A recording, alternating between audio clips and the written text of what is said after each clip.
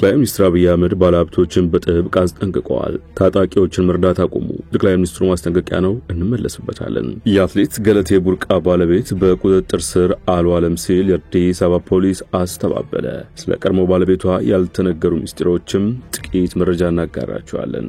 ከትግራይ ተገፍቼ ወጥቼ ወደ ስደት እንዳልሄድ ሀገሬና ሕዝቤን የማገለግልበት እድል ነው የተሰጠኝ። ይህንን እድል እንዳገኝ ላመቻቹልኝ ጠቅላይ ሚኒስትር አመሰግናለሁ። እጅግ አስገራሚ በሆነ መልኩ የተሰጠ ጌታቸው ረዳ አስተያየት ነው። የቃለ ምልልሱን ጭብጥ በጥቂቱ እንመለከታለን። እንዲሁም አነጋጋሪውን የአንዱዓለም ጎሳ ከእስር መፈታት የተመለከተ መረጃ ማካተናል። ኢዜማ የሊቀመንበር ምርጫ ሊያደርግ ነው ተብሏል። ሌሎች ጉዳዮችም ተካተዋል። አክብሮታዊ ሰላምታችን በያላችሁበት ይድረስ። የተወደዳችሁ ሸገር ታይምስ ቤተሰቦች እንዴት ናችሁ?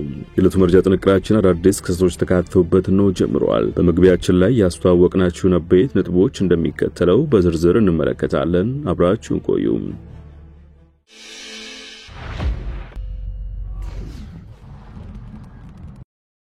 ወደ ቀዳሚ ጉዳያችን አምራችሁ የአትሌት ገለቴ ቡርቃ ባለቤት በቁጥጥር ስር መዋሉ ተሰምቷል። አትሌት ገለቴ ቡርቃ የኢትዮጵያ ሕዝብና መንግስት ይፍረደኝ ተዘርፌያለሁ በሚል በሚዲያ የከሰሰችው የቀድሞ ባለቤቷ ታደለ ገብረመድህን በቀደመ ህይወቱ የራዳ ታክሲ ሹፌር መሆኑ ይታወቃል። ከኢትዮጵያ የምንጊዜም ጀግና አትሌቶች ጀምሮ በርካታ ኢትዮጵያን ያሳዘነው የገለቴ ቡርቃ የመከዳት ወንጀል ጠቅላይ ሚኒስትር አብይ አህመድ ቢሮ ድረስ እንዲደርስ ጭምር ታቅዶ ነበር። እስከ ሰበር ሰሚ ችሎት የደረሰው የገለቴና የቀድሞ ባለቤቷ የፍርድ ሂደት አትሌቷን ጎዳና እስከ ማስወጣት በደረሰ ትራጀዲ ሊቋጭ ጥቂት ቀረው ነበር በአደባባይ ለመናገር እንደተገደደች ገለጸችው።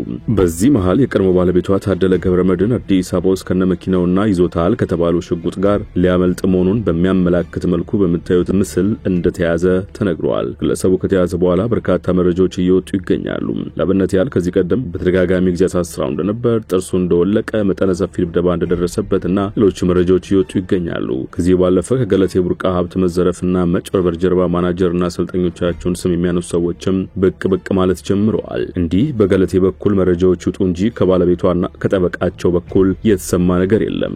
ባለቤቷ በቁጥጥር ስር እንደዋለ በማህበራዊ መገናኛ ዘዴዎች በስፋት ቢሰራጭም የአዲስ አበባ ፖሊስ የህዝብ ግንኙነት ዳይሬክተር ኮማንደር ማርቆስ ታደሰ ለቲክቫ እንደተናገሩት ብዙ ሰው ያወራል፣ የለም እኮ ፖሊስ ጋር የለም እኛ ጋር የለም የሚል አጭር ምላሽ ሰጥቷል። ግለሰቡ እንዳልተያዘና የሐሰት መረጃ እንደሆነ የገለጹት ኮማንደር ማርቆስ አልተያዘም፣ በፖሊስ ቁጥጥር ስር አይደለም ሲሉ አስተባብለዋል።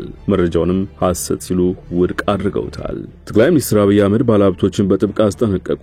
በኢትዮጵያ ሰላም የሚፈልጉ ባለሀብቶች በጫካ የሚገኙ ታጣቂዎችን በገንዘብ መደገፍ እንዲያቆሙ አሳስበዋል። ጠቅላይ ሚኒስትሩ ከመላው ሀገሪቱ የተጣጡ ናቸው ከተባሉ የንግዱ ማህበረሰብ ተወካዮች ጋር ባደረጉት ውይይት መንግስት ለሰላም ንግግር ዝግጁ መሆኑን በድጋሚ አረጋግጠዋል። በጫካ ያሉ ታጣቂዎችን እየቀለበ 60% የኢትዮጵያን ሰላም የሚያናገው ኢትዮጵያ ሀብታም ነው በማለት ገልጸው ታጣቂዎችን በገንዘብ እየደገፉ መንግስት ሰላም እንዲያመጣ መጠየቅ ትክክለኛ አካሄድ እንዳልሆነ አመልክተዋል። ባለሀብቶች እውነተኛ ሰላም ፈላጊ ከሆኑ በጫካ ያሉትን መደገፍ አቁመው ወደ ሰላም እንዲመጡ መምከር እንደሚጠበቅባቸው አስገንዝበዋል። ሰላም የሚፈልግ ካለ በእኛ በኩል ዝግጁ ነን ያሉት ጠቅላይ ሚኒስትሩ መንግስት በሰላም የሚመጡ አካላትን ተቀብለው ለማወያየት ዝግጁ መሆኑንም ተናግረዋል። ከዚህም ባሻገር ህግ ማስከበር የመንግስት ስራ በመሆኑ መቀጣት ያለበትን አካል መቅጣት እንደሚገባ ገልጸው ሰላም በጣም አስፈላጊ በመሆኑ ተባብረን መስራት አለብን ብለዋል። ጠቅላይ ሚኒስትር አብይ ሰላም በተመለከተ የሚቀርቡ ጥያቄዎች ትክክለኛ መሆናቸውን ገልጸው ነገር ግን ሰላም እንዲሰፍን የሚጠይቁ አካላት ራሳቸውን በማግለል የመንግስት ብቻ ጉዳይ የማድረግ ልምምዶች ተገቢ ያለመሆናቸውን አስረድተዋል። በሌላ በኩል መንግስት ኮንትሮባንድንና ህገወጥ የመሳሪያ ዝውውርን ለመቆጣጠር ባዘጋጃቸው የፍተሻ ኬላዎች የኮቴ እያሉ ገንዘብ የሚጠይቁ አካላት እንዳሉ በውይይቱ ላይ ተመላክቷል። ጠቅላይ ሚኒስትሩ በዚህ ጉዳይ ላይ በሰጡት ምላሽ እነዚህ የፍተሻ ኬላዎች የማይኖሩ ከሆነ ህገወጥ የጦር መሳሪያዎች እየገባ የሰዎችን ህይወት እንደሚቀጥፍ ተናግረዋል። ነገር ግን ገንዘብ ሳይጠየቅ ፍተሻ የሚደረግበትን መንገድ ለማመቻቸት መንግስት ከንግዱ ማህበረሰብ ጋር በትብብር ይሰራል ብለዋል። ድምጻዊ አንዱዓለም ጎሳ ከእስር መፈታቱ ተሰማ። በእጮኛው ሞዴል ቀነኒ አዱኛ ሞት ተጠርጥሮ እስር ቤት የቆየው ድምጻዊ አንዱዓለም ጎሳ ከእስር ቤት መውጣቱ ተሰምቷል። ጉዳዩን በቅርበት ከሚከታተሉ ወገኖች አንዱ መካከል የሆኑት አባየው ጌተም ከድምጻዊ አንዱዓለም ጎሳ ጠበቃ ጋር አድርገዋለሁ ባሉት የስልክ ንግግር ድምጻዊው ከእስር መፈታቱን ከጠበቃቸው ማረጋገጣቸውን በማህበራዊ ሚዲያ ገጻቸው በኩል ባሰፈሩ ጽሑፍ ገልጸዋል። ድምጻዊው ከእስር የተፈቱበት ህጋዊ አካሄድ ግን እስካሁን ይፋ አልተደረገም። በርካታ ሰዎችም አንዱዓለም ከእስር መፈታት ቁጣቸውን በፍትህ ስርዓቱ ማዘናቸውን እየገለጹ ይገኛሉ። በጉዳዩ ዙሪያም እስካሁን ከመንግስት እንዲሁም ከፍትህ ተቋማት የተሰጠ መግለጫን ሸገር ታይምስ አልተመለከተችም። ከትግራይ ተገፍቼ ወጥቼ ወደ ስደት እንዳልሄድ ሀገሬና ሕዝቤን የማገለግልበት እድል ነው የተሰጠኝ። ይህንን እድል እንዳገኝ ላመቻቹልኝ ጠቅላይ ሚኒስትር አመሰግናለሁ። ይህ እጅግ አስገራሚ በሆነ መልኩ የተሰጠ ጌታቸው ረዳ አስተያየት ነው። ጠቅላይ ሚኒስትሩ የምስራቅ አፍሪካ ጉዳዮች አማካሪ ሚኒስትር ጌታቸው ረዳ ቲቢኤስ ከተባለ ቴሌቪዥን ጣቢያ ጋር ቃለ ምልልስ አድርገው ነበር። ከ90 ደቂቃ በላይ በነበራቸው ቆይታ በቅርቡ ፌደራል መንግስት ስለተሰጣቸው ኃላፊነትና ስለ ትግራይ ጦርነትና ጦርነቱ በፕሪቶሪያ ስምምነት ከቆመ በኋላ በክልሉ ጊዜ አስተዳደር የነበራቸው ፕሬዝዳንትነት ኃላፊነት አስመልክተው ማብራሪያ ሰጥተዋል። ጌታቸው ረዳ በቅርቡ ፌደራል መንግስት ለተሰጣቸው ስራ ኃላፊነት ሲያብራሩ በስልጣን ዘመናቸው እንደኔ ያብጠለጠለውና ያራከሰው የለም፣ ነገር ግን በጦርነቱ ጊዜ ስለተናገርኩት ሁሉ ያለኝ አንዳች ነገር የለም ያሏቸውን ጠቅላይ ሚኒስትር አብይን በማመስገን ነው። ጌታቸው ከትግራይ ተገፍቼ ወጥቼ ወደ ስደት እንዳልሄድ ሀገሬንና ሕዝቤን የማገለግልበት እድል ነው የተሰጠኝ። ይህንን እድል ላገኝ ላመቻቹልኝ የፌደራል ጠቅላይ ሚኒስትር አመሰግናለሁ ሲሉ እውቅና ችረዋል። አክለውም የአፍሪካ ቀንድ ሰላም መሆን ከቀጠናው አልፎ ለኢትዮጵያም እፎይታ ይሰጣል ያሉ ሲሆን ዳግም ግጭት እንዳይቀሰቀስ የተቻለኝን ሁሉ ሰራለሁ ብለዋል። አሁን በተሰጠኝ ኃላፊነት ቦታ በአፍሪካ ቀንድ ዘላቂ ሰላም እንዲኖር አማጥጬ እንድሰራ ከፍተኛ እድል ይፈጥርልኛል የሚሉት ጌታቸው ከአሁን በፊት ግጭት እንዲፈጠር የነበረኝ ሚና ይበቃል። አሁን በተመደብኩበት ቦታ በትግራይ በኢትዮጵያ እንዲሁም በአፍሪካ ቀንድ ሰላም እንዲሰፍን በመስራት ያለፈውን ጥፋቴን ለማካካስ ሰራለሁ ሲሉ ተናግረዋል። ጌታቸው ረዳ ወደ ሱዳን ስላደረጉት የመጀመሪያ ጉብኝትም ተከታዩን ሐሳብ አስፍረዋል። የፌደራሉ መንግስት በቅርቡ የሰጠኝ ኃላፊነትን በመወከል የመጀመሪያ የሰላም መልእክት ለማድረስ ወደ ሰሜንና ደቡብ ሱዳን ተጉዣለሁ። ጉብኝቱ ውጤታማ ነበር ይላሉ ጌታቸው። ጠቅላይ ሚኒስትሩ የሰላም መልእክት ለአልቡርሃንና እንዲሁም በሌሎች አመራሮች አድርሰናል። በሰሜንና ደቡብ ሱዳን የሚታየው ሰላም እጦት እንዲያበቃ ጠቅላይ ሚኒስትር አብይ አህመድ ያላቸው ልባዊ ፍላጎት ለከፍተኛ አመራሮች አድርሰናል ብለዋል። ከዚህም ባለፈ ሱዳኖች መገዳደል እንዲያቆሙ መክረናል። ግጭት በማስወገድ የሐሳብ ልዩነት በሰላማዊ መንገድ በጠረጴዛ ማራመድና ማስተናገድ እንደሚቻል ለሀገርና ለሕዝብ መስራት እንደሚቻል የሀገራችንን ያሉትን ልምድ በመጥቀስ ነግረናቸዋል ነው ያሉት። ከትግራይ ግጭትና የግጭት አፈታት ትምህርት እንዲወስዱ ነግረናቸዋል በማለትም ጆሴፍ ስታሊን አንድ ሰው ከገደልክ ወንጀል ነው፣ ሁለት ሰው ከገደልክ ወንጀል ነው፣ ሚሊዮን ሰው ከገደልክ ግን ቁጥር ነው ይላል። ፖለቲከኞች ለሰው ሕይወት ዋጋ መስጠት አለባቸው፣ በወጣቶች ደም መነገድ ማብቃት አለበት የሚል መልእክት አስተላልፈናል ሲሉ ነው የተደመጡት።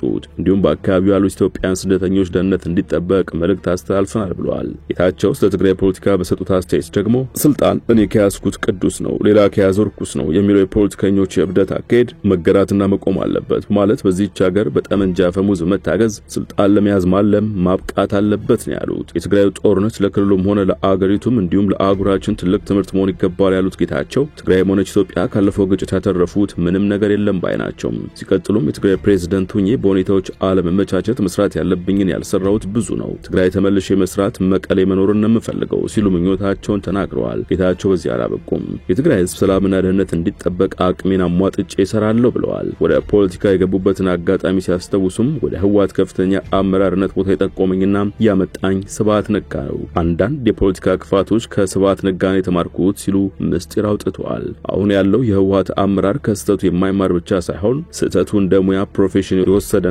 የቆጠረም የደረቀ አመራር ነው በማለት ህወሓት 300,000 አባላት አሉት፣ በአመራር ግን የታደለ አይደለም። የህወሓት አመራር ብቃት የለውም፣ መቀየር አለበት፣ ምክንያቱ ይህ ነው የሚባል የለውጥ ስትራቴጂ የለውምና ሲሉ ሞግተዋል። የህወሓት አመራር 99.99 በመቶ ጥፋት ገና አልተጋለጠም ያሉት ጌታቸው የህወሓት አመራር ሙሉ በሙሉ ከትግራይ ህዝብ ጫንቃ መውረድ አለበት፣ የትግራይ ህዝብን በማስያዝ መቆመር ይብቃ፣ ይህ እስኪቀየር ደግሞ ያለመታከት እታገላለሁ ብለዋል። ኢዜማ የሊቀመንበር ምርጫ ሊያደርግ ነው ተብሏል። እጩ ተወዳዳሪዎች የምረጡኝ ቅስቀሳ ጀምረዋል። የኢትዮጵያ ዜጎች ለማህበራዊ ፍትህ ፓርቲ ኢዜማ ጠቅላላ ጉባኤውን በመጪው ሰኔ 28 እና 29 ቀን 2017 ዓ.ም የሚያደርግ ሲሆን በዚህ ጠቅላላ ጉባኤም የከፍተኛ አመራሮች ምርጫ እንደሚያካሄድ ፓርቲው አስታውቋል። ጠቅላላ ጉባኤው ሊቀመንበርና ምክትል ሊቀመንበር እንዲሁም የዋና ጸሐፊና ፋይናንስ ኃላፊ ምርጫ ይደረጋል ተብሏል። በዚሁ መሰረት ባለፉት ወራት የእጩዎች ልየታ የተደረገ ሲሆን ሰኔ 2 ቀን 2017 ዓ.ም ለኃላፊነት የሚፎካከሩ ተወዳዳሪዎች የፓርቲውን የማህበራዊ ትስስር ገጾች ተጠቅመው የምረጡኝ ቅስቀሳ የሚያካሂዱበት ዕጣ ማውጣታቸውን ፓርቲው ጠቁሟል። በተጨማሪም የውድድርና የምረጡኝ ቅስቀሳ የሥነ ምግባር ደንብ ላይ ፊርማቸውን አኑረዋል ብለዋል። እጩ ተወዳዳሪዎች ከሰኔ 2 ቀን ጀምሮ እስከ ሰኔ 26 ቀን 2017 ዓ.ም በይፋ የምረጡኝ ቅስቀሳ እንደሚያካሂዱ አስመራጭ ኮሚቴው አሳውቋል።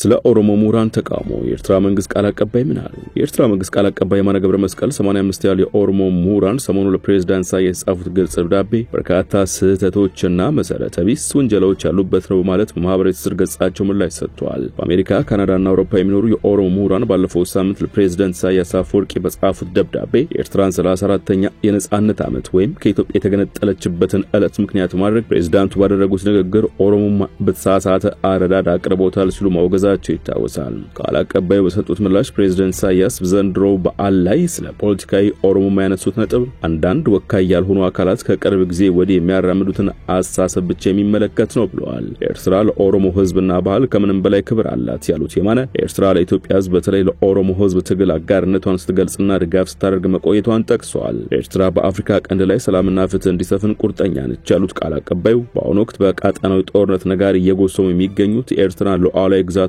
በኃይል መያዝ የሚፈልጉ አካላት እንጂ ኤርትራ አይደለችም ብለዋል። በጻፉት ምላሽ ጥንቅራችን አበቃ። በያላችሁበት ሰናይ ጊዜ ይሁንላችሁ።